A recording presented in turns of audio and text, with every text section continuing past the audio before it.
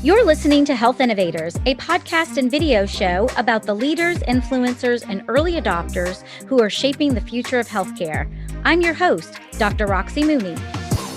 Welcome back, Health Innovators. I am so excited about today's episode. I have some incredible special guests with me. We're kind of flipping the script a little bit, and I am interviewing authors of a book that I read about a year ago and that really was very impactful and very inspirational. And so I'm so grateful that both Richard Jaffe and Charly Jaffe have decided to and agreed to join me today. So welcome to the show. So good to be here. Thank you very much for inviting us. Yeah. So just to give our audience a little bit of context, just some high level, a little bit about your background and what led you to writing the book, Turning Crisis into Success. Well, we have a little different idea. Why don't you share, Charly? Go ahead. Well, would you like the reality or his version? No. Let's My version is I used to go out and talk to business school students about 10 ingredients to happiness and success in business and life. And I went to Cornell. Instead of flying back, I'm in San Diego and other places. I said, why don't I write a book? And so I started writing a book and I showed it to Charly, and Charly says, Dad, you need my help. Let me help you. That's how it really happened. Now Charly can tell you. And the way that everyone else remembers it and that we have in writing. He had asked for some help in editing when he first started out. And I don't hold back when it comes to my dad. And I've always loved writing. And so I started giving feedback and he was like, hey, this is really helpful. Do you want to do this together? Will you co-author this with me? And I said, absolutely. It was just such a fun idea to get to work and spend more time digging into his past. And to have the excuse, I didn't know then, but to have the excuse to ask questions like, so what were your childhood insecurities? To really kind of like dig in, which was just really, really, really special. I can tell this is going to be a very, very fun conversation. It always is. Yeah. So Richard, just to kind of create a little context, tell us a little bit about your background. Obviously, you're not going to be able to go through the entire story of your entrepreneurship journey, but just give us some of the highlights. So I went to Cornell University. I came out, started with my family an Italian ices business in 1975. Back in the early days of frozen novelties, struggled mightily, almost went broke every single year. Fortunate around to turn it around. We ultimately took it public, and then we sold it to Coca-Cola. And then I went in to run it for 2 years for them. And then I left, and I was 34 and took 3 months off and was given another opportunity to start a latex glove business. And this is back in 1987, 88, back when the AIDS crisis was really hitting. And so we went into that in Malaysia and Thailand and started that up and almost went broke several times, turned it around. We took it public in 1993, and then we sold it to Kimberly-Clark in 2000. And I currently mentor startup entrepreneurs and sit on a few boards. So I can tell you that so many people that are listening want to have that story. Like I struggled, I almost went broke, and then I exited and it was a success. Well, I tell you, part of the secret is I hired some very smart people and I just happened to be very lucky.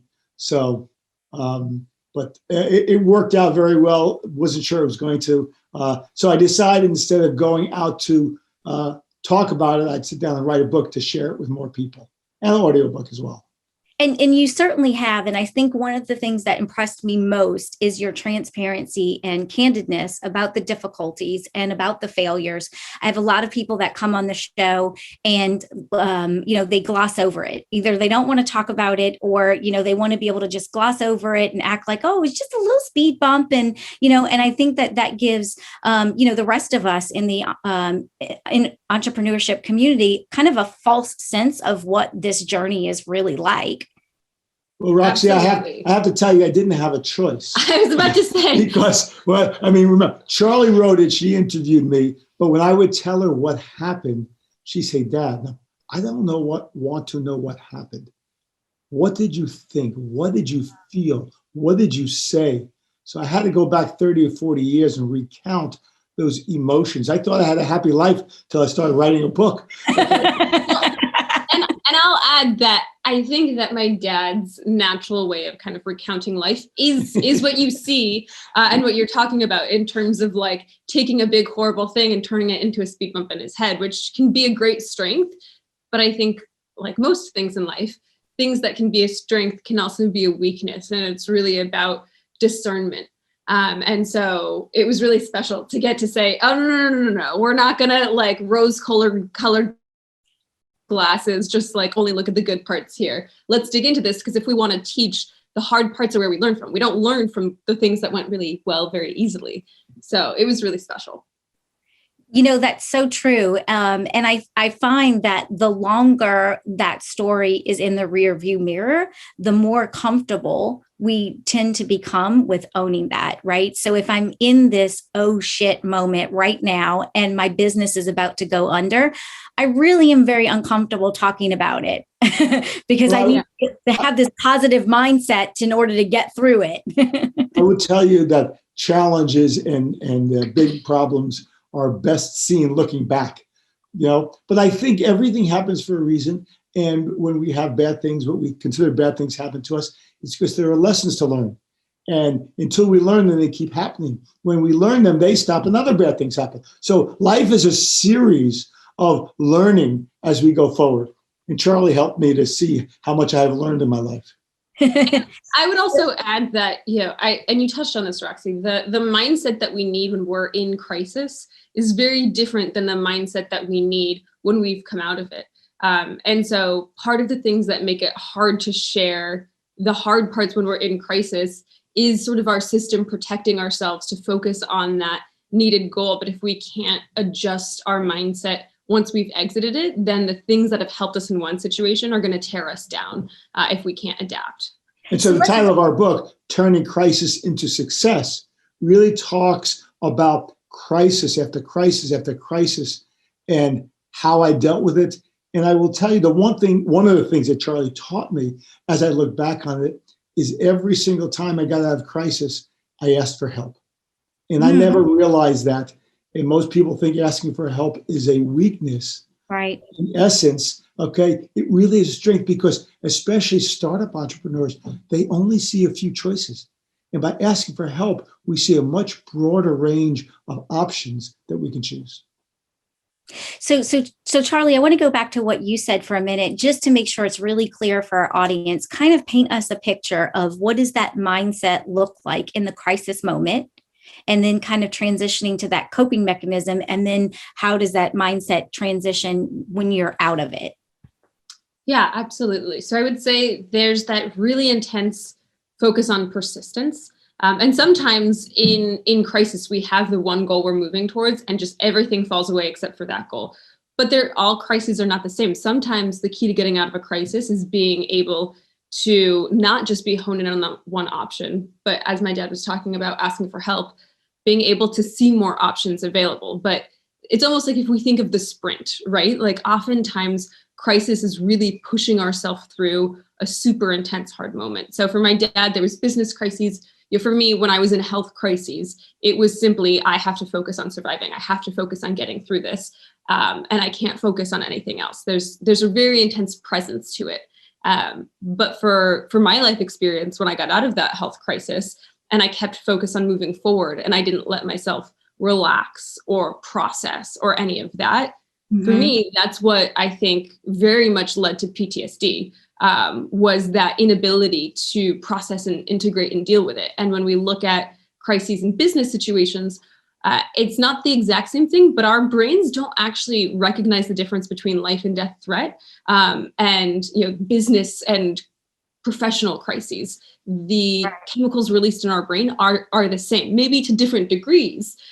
So if we get out of a business crisis and we're still kind of like in that wound up, like, what's the next thing? I have to focus. I have to move. If we're in that intense space and it never relaxes, that really builds up. It harms us personally, but also professionally, because it kind of impedes our ability to be really creative and to kind of like open and relax and release and to see more broadly. We can kind of sometimes keep that tunnel vision. So it's really about being able to have the self-awareness to stop and say, what's important right now? Where am I at right now? And as my dad highlighted, who can I ask for help? Because we're just not going to have all the answers, no matter what type of crisis it is. We're going to do better if we can get help or get insight or support from folks who can see more than we can. So that's very wonderful. And I'm so glad that you took the time to describe that, because I think that's going to be so beneficial to the audience. And I want to go back to, I read your book, I think probably within the first or second week of the pandemic, right? Of early March. And I thought, oh my gosh, I bet these authors could have never predicted in a million years that this book would be published before a global pandemic. Sure. And so what was that like for you, knowing that you had already written a book and published it around turning crisis into success, and then kind of seeing what we've all just experienced around the world for the last year and a half? Well, obviously at the time, nobody knew what was coming, okay? But it was very apropos for the situation we were facing as a world. So it was just our opportunity to try and help people and share with them the lessons we've learned as we went forward. I will just go back for 1 second for your audience and say, in crisis, one of the most critical things to do is to remember that the imperfect solution to the correct problem is more important than the perfect solution to the wrong problem. Can you say that one more time? Yes, I want to say very so freaking powerful. This is really important as we get into crisis. Is what I said is the imperfect solution to the correct problem is more important than a perfect solution to the wrong problem. So many of us get in a crisis and we search all over, but we're looking in the wrong places. So it's, I think as we went out, we would talk, what really is your challenge? What is, start from the outcome and work your way back. But really focus, it's not about being, I always ask people, do you want to be right or do you want to be successful? Look at the outcome, what do your customers want, and then give it to them and work your way back. Absolutely. So powerful. I have so many more questions for you guys today. Hey, Charly, tell us, so when we started out, how did you feel about the book and turning crisis into success and talking to people on podcasts and things?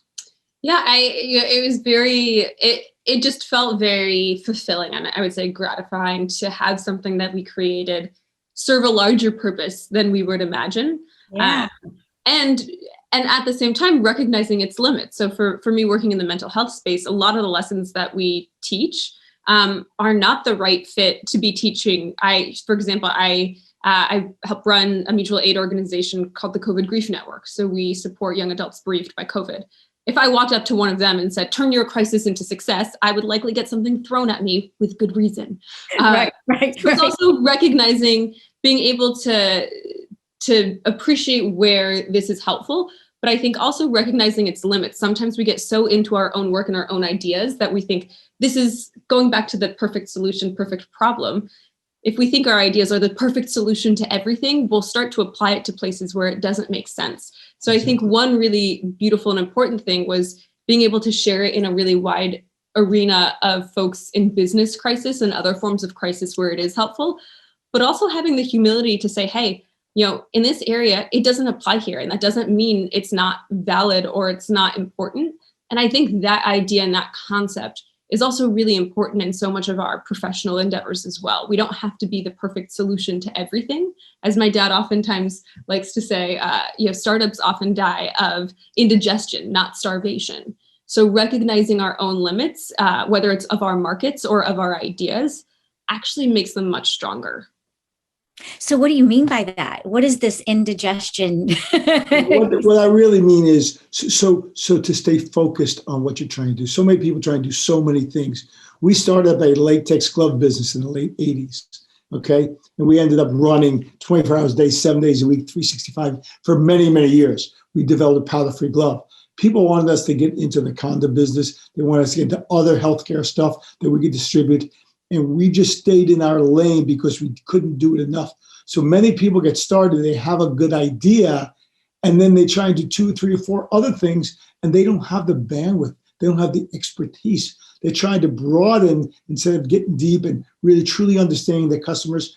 The most important thing for an entrepreneur is truly to understand their customer, to become a customer expert. Yeah. Okay. I believe we get rewarded in direct proportion to the needs we fill. So we need to understand the needs and fill them.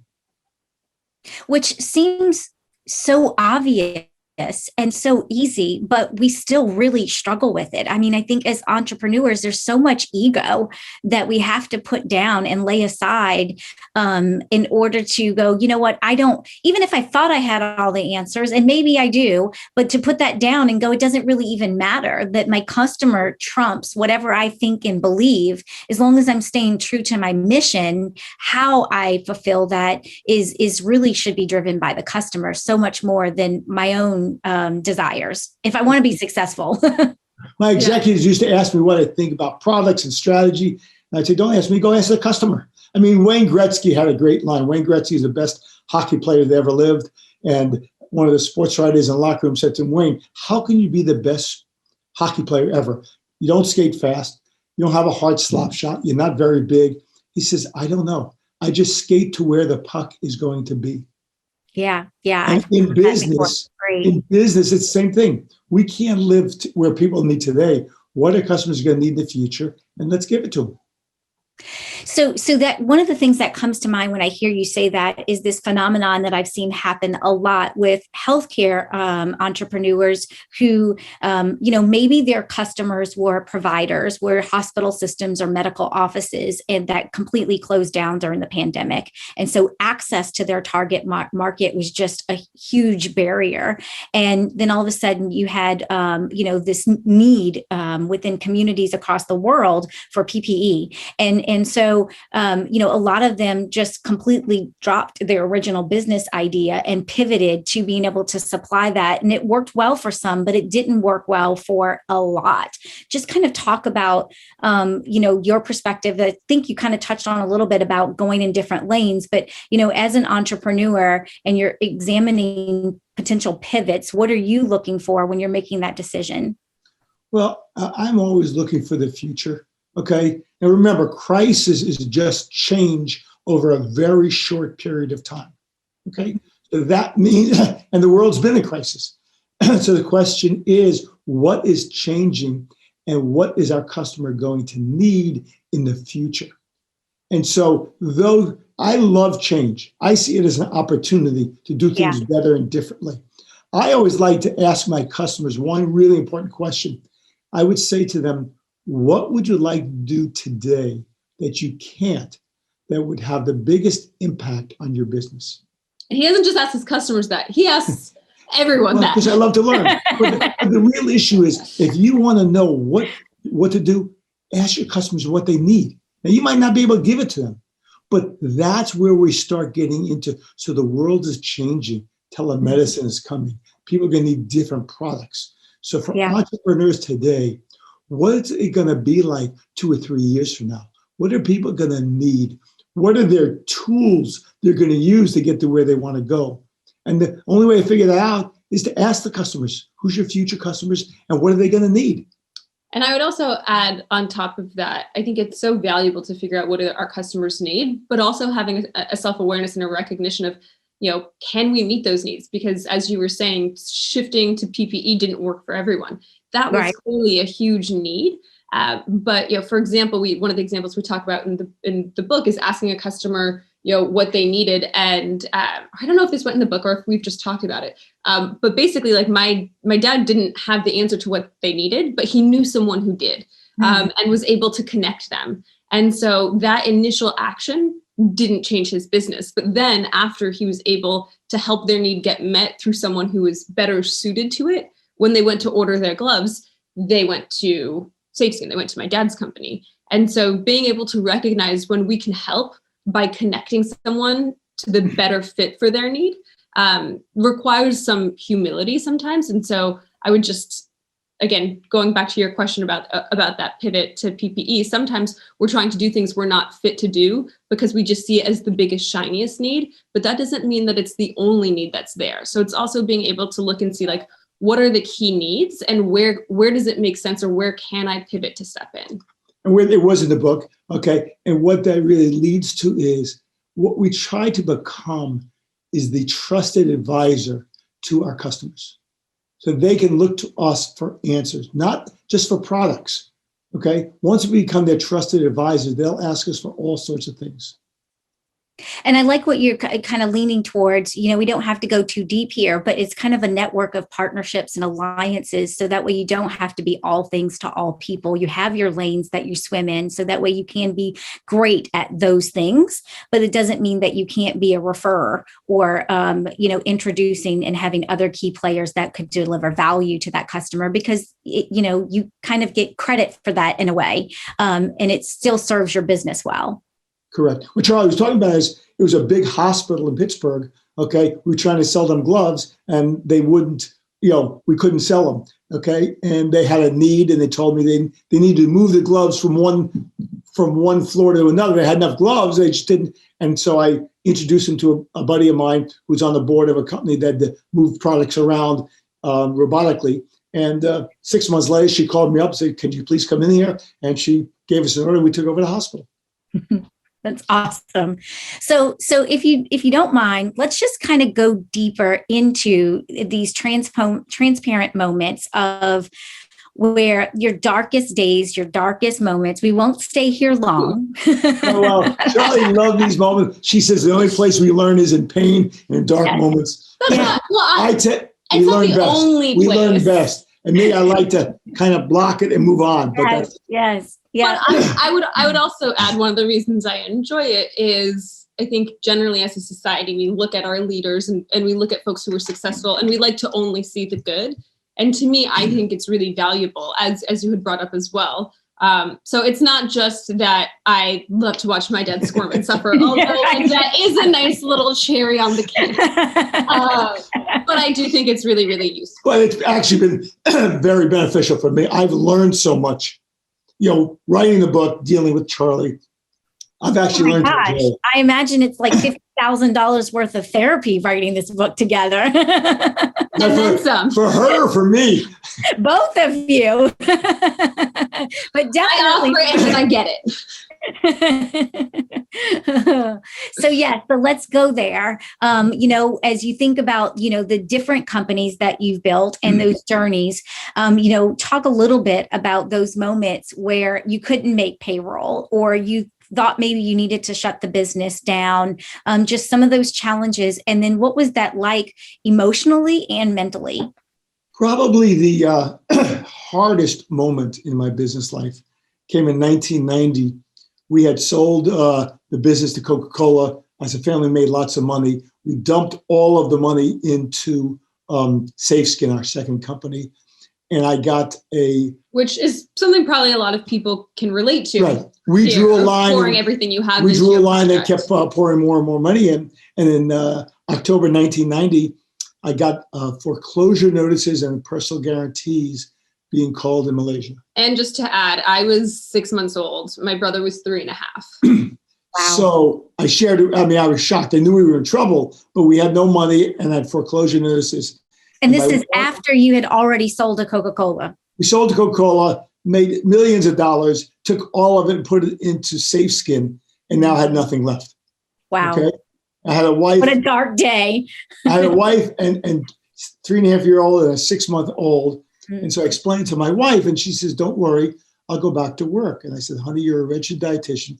You can make $70,000 a year. I owe $10 million. You take care of the kids. Do the math. And let me figure out how to get out of this." Okay. And that was probably one of the darkest moments. And that day we had a party to go to, that night, 40th birthday party for a friend. I didn't want to go. And my wife, my wife says, "No, you promised to go. Your best friends will be there. Go." We went.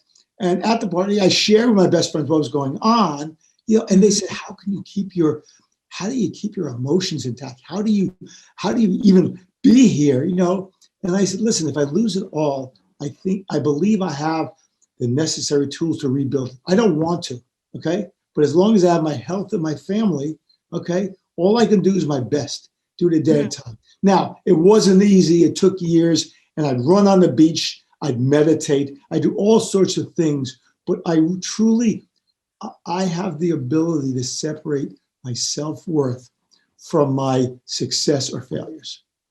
And I think at that moment, I didn't think I was a failure, though I thought I was not the greatest, okay? But it is just because the business was failing, I was still want to be a good father, a good husband, and things like that. And I would also add, just do a little shout out to my mom, she is such a huge source of support in all of our lives. And I think that in writing the book, what I recognized was their partnership and how she showed up to their partnership really was very, very crucial in his ability to do all these things that we're talking about. If he didn't have that rock solid, super steady support, and she advised on business stuff as well. Without a doubt. So to answer your question, in the darkest moments, the problem is we only see the problem. We don't see the light at the end of the tunnel, the solution. So the answer is to focus on the positive, focus on the outcomes, focus on the possibilities, not what's going wrong, but what can we do right, and staying positive and keeping ourselves uplifted.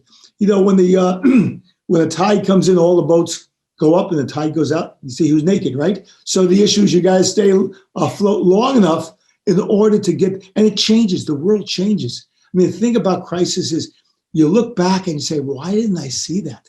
Okay, because you can't. You're limited. We are limited in our views. Yeah, and the last thing that I'll add to that is, and this is kind of reinforcing, but I think it's very easy to underestimate how important our relationships are, not just his with my mom, but his close friends, his family. When we have a strong network of support emotionally and have those close relationships, whether it's a mental health crisis, whether it's a professional crisis, it's not going to solve the problem, but what happens is we have a lot of different pieces that build that foundation. So my dad has always meditated. He's talked about, running on the beach, and having all of these small processes. It's still excruciating, but if he didn't have all of those networks of support and all of those practices, I don't think it would have been possible in the same way. And also sometimes we do need space. It's really important to stay focused and stay positive. And sometimes we need a little break in space where we say, you know what, I just need to be furious. I need to scream. I need to cry. I need to let that emotion out so that there's space for me to just focus. And it's going to be different for everyone. So emotionally, what fits one person isn't going to be the right model for another. So it's recognizing what are the supports that best suit me, and what do I need? And unfortunately, there is no quick checklist that's going to be the same across the board. Oh, that's what I was going to ask for next. No, I'm teasing. There are some common themes and there are some common ones. But go back. The way I got out of that crisis is I asked for help. Okay, so I actually called a young president's organization person in Malaysia, okay, who helped me, put me in touch with a bank that was able to get me an additional 30 days. We replaced the bank. So the issue is, it goes back to, in a crisis, we try and solve it ourselves so many times. And the real question is, what's the correct problem and who can help me? Hey, it's Dr. Roxy here with a quick break from the conversation. Are you trying to figure out what moves you need to make to survive and thrive in the new COVID economy? I want every health innovator to find their most viable and profitable pivot strategy, which is why I created the COVID Proof Your Business Pivot Kit. The Pivot Kit is a step-by-step framework that helps you find your best pivot strategy. It walks you through 6 categories you need to examine for a 360-degree view of your business. I call them the 6 critical pivot lenses. As you make your way through this comprehensive kit, you'll be armed with the tools, tips, and strategies you need to make sure you can pivot with speed without missing out on critical details and opportunities. Learn more at legacy-dna.com/kit. So it sounds like you guys, when I hear you describe it, it sounds like you're talking about mindset training, this kind of idea of, business being more of a mental gymnastics than it is about the business decisions, or maybe even some of the product decisions that we're making that really are foundational. Right, but it goes even further. I mean, the real issue is, knowing your customer, not getting into crisis, okay? We all get into crisis, okay? But the real question is, how do we, stay focused? How do we open up to the world? So we have to train our mindset to stay positive, stay solution oriented. But the real issue is, the CEO of the entrepreneur's challenge is, how do you solve tomorrow's problems today? How do you cut them off? How do you solve them when they're small? How do you see around corners so you see what's going to happen next? Those are the skill sets you have to develop. And I'll add an addendum to that. I don't think it's necessarily staying positive. I think it's returning to positive. Okay, that's better. If we create the expectation that we just need to stay positive throughout it, that's setting ourselves up for failure. But it's recognizing like we can get pulled, just how meditation works. We get distracted, we get pulled out. And a really strong meditation practice is not about always being centered. Although if we're not into meditation, maybe that's what we think it looks like. But if you talk to the greatest meditation teachers across the board, people will say, it's not about not getting pulled or distracted. It's about being able to pull ourselves in with more ease, or pull ourselves in with more skill. And so it's a process of coming back to ourselves. Yeah. So one of the things that I say, when I'm working with clients, that there's a whole group, more than I would like to see or admit, but there is a whole group that are still just waiting for things to go back to the way they were before the pandemic.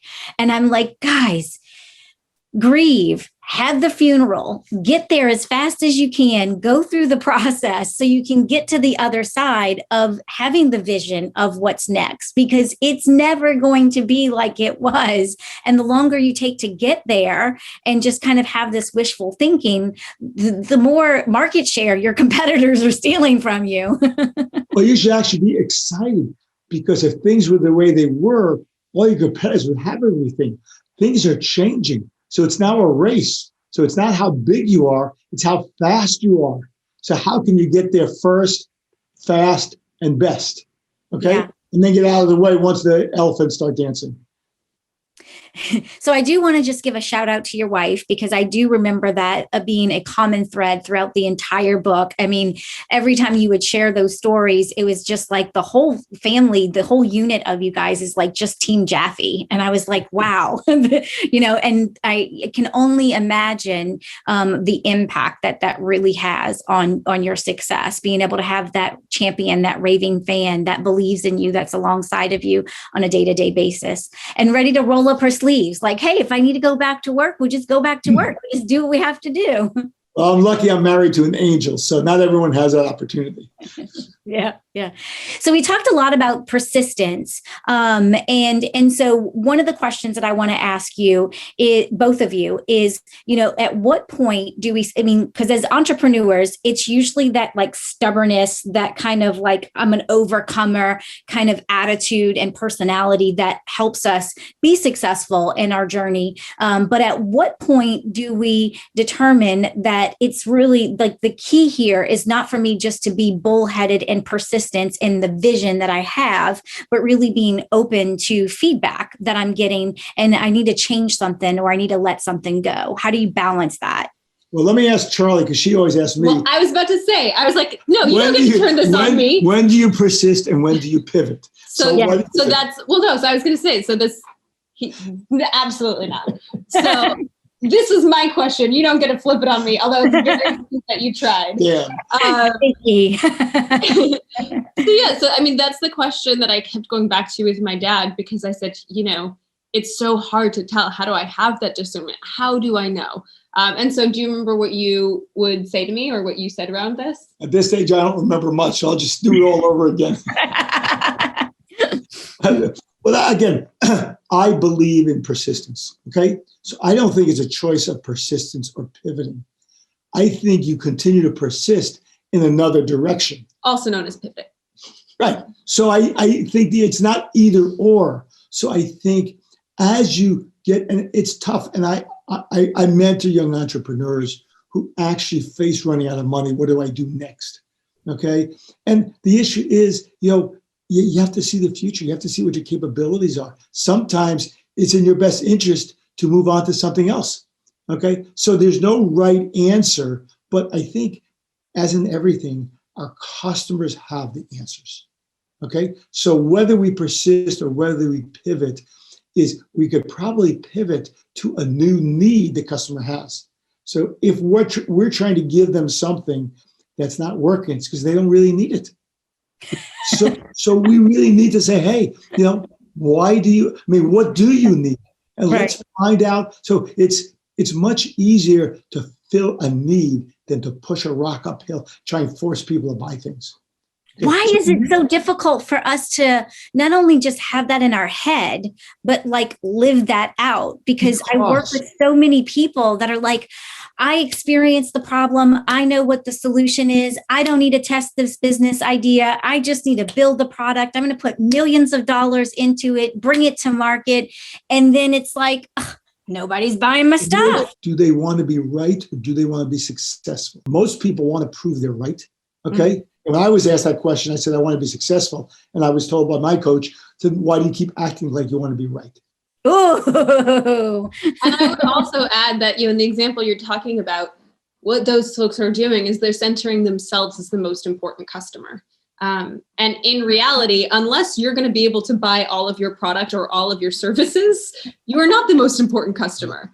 And so it's when we talk about ego, it's so helpful when it's harnessed and utilized well, right? Like when we talk about persistence, ego can be very helpful in helping us persist when we just want to quit, when it's used responsibly. But if it overtakes and spills out and we can't rein it in, again, it can kind of crush our dreams in so many ways. And so if we center ourselves as the biggest need and the biggest problem, then we're just going to stick with, our idea or what we need. But if we can put the ego aside a bit and have a little bit more self-awareness and really focus and say, who are the customers, as my dad will say until he's blue in the face, and what do they need? It's being able to center on the experience of others and not of ourselves, which can be tough when we have what feels like our baby. It's hard it can feel like killing our babies. When we talk about the creative process, they'll say, kill your darlings. And that's, I think, a very useful practice to get into, is learning how to let go of these things we're so attached to, by being able to recognize, I don't want to be right in my idea and what works for me. I want to be successful in filling this need.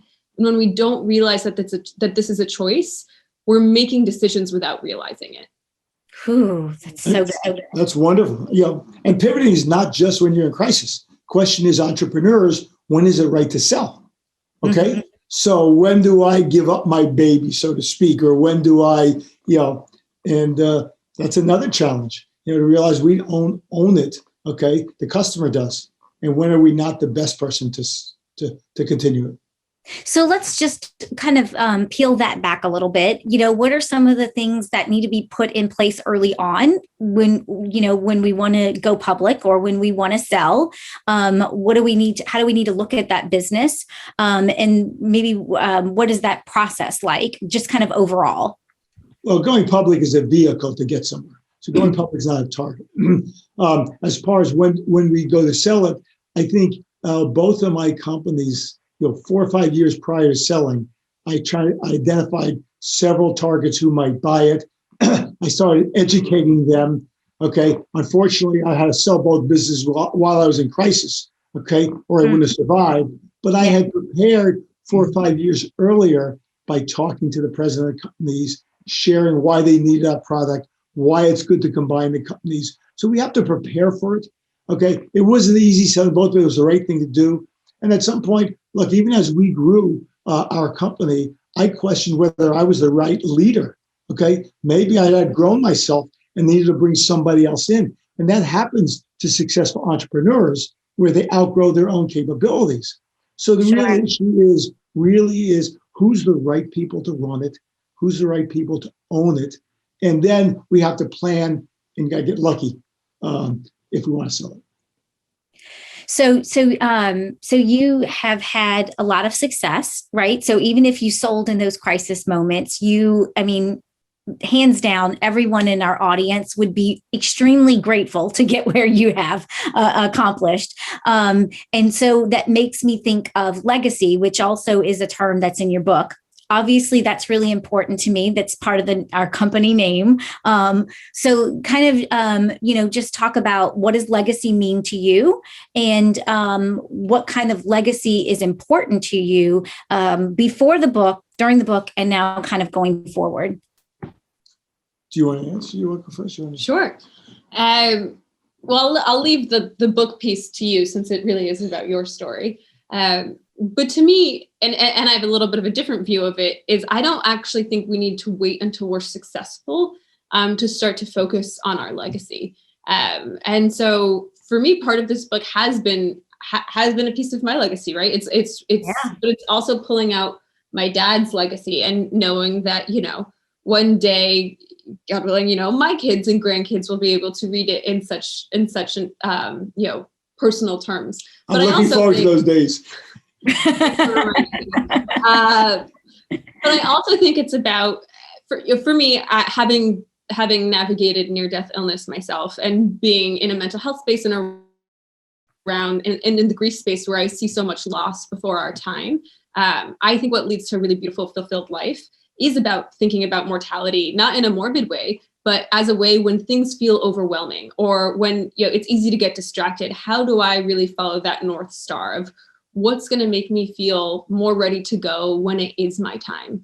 And so when I think about big risks I've taken in my career, or big risks I've taken in general, that the fear could have easily stopped me, thinking about, like, at the end of my life, what do I want to have done? How do I want to have showed up? How do I want to be remembered? Are really, really helpful. And so it can be as big as creating a company or a school or a family, or as little as how do I interact with people on a day-to-day basis? And I think if we are doing things that really fulfill us and leave a strong legacy in the little ways, when we face those big problems, it's another source of support there. It's another thing that can kind of stabilize and ground us. So for me, it's about thinking both in the very little and in the very large ways. That's beautiful. That's beautiful. Yeah. For me, Roxy, as we wrote this book, I have been fortunate to be successful. Okay. And it goes back to what I like to talk about is going from success to significance. Mm-hmm. So success is what we create for ourselves. Yeah. But once we create enough for ourselves, significance is what we create for other people. So for me, my legacy really is, whether it's the book, whether it's coaching entrepreneurs, whether it's I published a book of poetry, sharing my emotions. So it's how to go from success to significance. Okay. It's hard to go to significance when we're struggling to put a roof over our head, feed our kids, etc.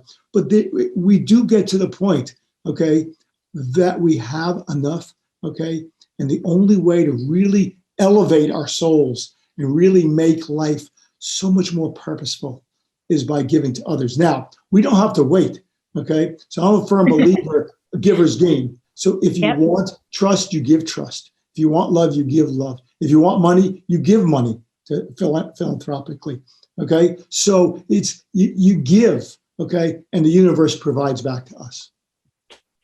So I love what you both are saying. I love how it's very different, but I love how it's kind of intertangled or intertwined with one another too, right? The idea of the choices that we make today, whether we make them intentionally or whether we make them automatically, are setting us on course for our legacy. And one of the things that I think is just so important, such a good reminder for entrepreneurs, is that we can become so obsessed with our business and with our empire and our success and our millions and all of this stuff that we can unintentionally leave a legacy that we're not so proud of, that we didn't want to, with our family and other aspects of our life, because we just got completely consumed and obsessed with our businesses. So I think that what you guys are talking about is kind of just this balance, but then this real intentionality with the choices that we're making and how we're investing our time and our attention and our resources. But I don't want to make it sound easy. I work 24/7. Okay. I would go for 4 or 6 weeks to Malaysia or Thailand. I mean, my kids were young. Okay, so there's that struggle inside entrepreneurs of family, business. The business is all consuming. So it's a balance. So the question is, I wouldn't tell entrepreneurs to work less, but do the things that give you more balance. Walk in nature, find something you love to do, write, paint, find some ways, hit golf balls, whatever it is, find some way. Write poems. Yeah, whatever, express yourself. But whatever it takes to really, be a human being in those times where you're just so focused, go, go, go. We need to find that balance. And it's not easy. I didn't find it. I mean, don't think I found the solution. I didn't. I found what worked for me. And I would also add that, another way of saying, these different things is presence. Like what allows you to really be present, whether you have 5 minutes, 50 minutes, 5 days, you could have a ton of time with family, but if you're never present, it doesn't really make it count. One thing that I really appreciated is that when my dad, although he was really busy when we were young, when he was with us, he did find the ability to be really present.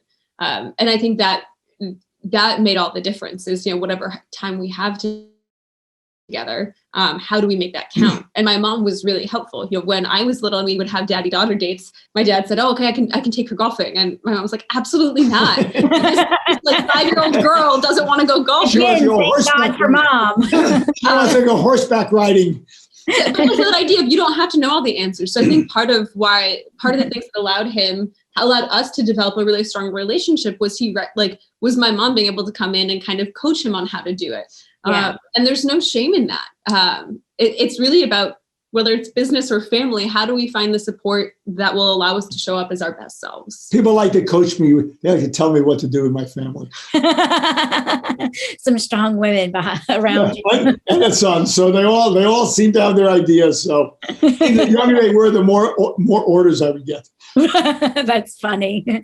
So as we wrap up here, is there anything else that you that we haven't talked about that you would want to make sure that the audience hears from you? No, it's just, entrepreneurship is such a wonderful journey. Okay. It's not meant for everybody.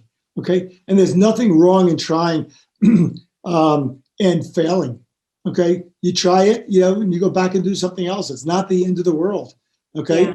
But, defeat is when you get knocked down. Failure is when you give up. So if you want to end something, that's fine. Okay. You want to turn into something else, that's fine. But the bottom line is healthcare is a very slow changing industry. And so keeping the expectations in line and getting out ahead of it. But the real thing, if you go back, is become customer experts. Okay. Ask customers what they need and then give it to them. And realize that what they say today, they don't always know it. Right. Henry Ford had said, if I asked my customers what they wanted, they would have asked for faster horses. Right. If you gave them a car. So it's being able to read between the lines of what people say they want and being able to understand the needs beneath it. And I would also just add this is a little bit more of a tangential note, but again, coming from the mental health space where I really care about folks' mental health. When we look at entrepreneurs, the mental health rates are not great, which is not surprising, right? There's a lot of stress. We gotta be crazy, But so I would add is sometimes there's this false belief that I need to bury it, or I need to not talk about it, or I need to just push through it. And the ability to, rather than doing that, the ability to acknowledge it. And it doesn't have to be with everyone, but finding those folks where you can say, here's what's going on. Chances are, if you have a lot of entrepreneur friends, you're not the only one.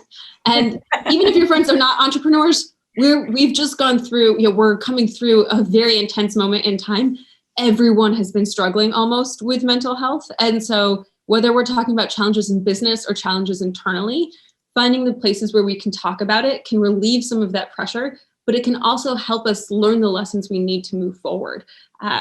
So being able to kind of put that ego aside, rein it in a little bit, and find those places of connection can really transform the experience for everyone involved. And then, Roxy, I was going to say, our book, Turning Crisis into Success, we have a website, crisisintosuccess.com.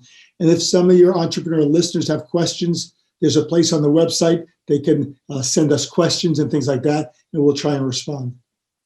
Perfect. That was going to be my next question. How do they find the book, and how do they follow up with you if they have questions? You already answered it. The book is at Amazon, on Kindle, and there's an audio book, as you told us you listened to. Okay. And the website is crisisintosuccess.com. And you read the book. You read it's your voice for the audio book. So I'm like I said, I'm very familiar with your voice. A great story is I didn't think I would do it. And my wife when I was debating having the perfect solution, okay, she said, wouldn't it be wonderful to have something for our kids, grandkids, and great-grandkids to hear your voice and hear your story? Oh, legacy. So that's why I did it. Legacy. Right. Legacy goes back to your legacy, right? Yeah. Yes. That's awesome. Beautiful. Well, thank you both so much for agreeing to be with me today and sharing your wisdom and your story and your inspiration and encouragement. I know that our audience is just going to get so much from this episode. So thank you. Thank you. We really enjoyed ourselves. Yeah, okay. our pleasure. We hope to catch up with you again soon in the future. Sounds Good luck to all your entrepreneurs. Thank you so much for listening. I know you're busy working to bring your life-changing innovation to market, and I value your time and attention. To get the latest episodes on your mobile device automatically, subscribe to the show on your favorite podcast app like Apple Podcasts, Spotify, and Stitcher. Thank you for listening, and I appreciate everyone who shared the show with friends and colleagues. See you on the next episode of Health Innovators.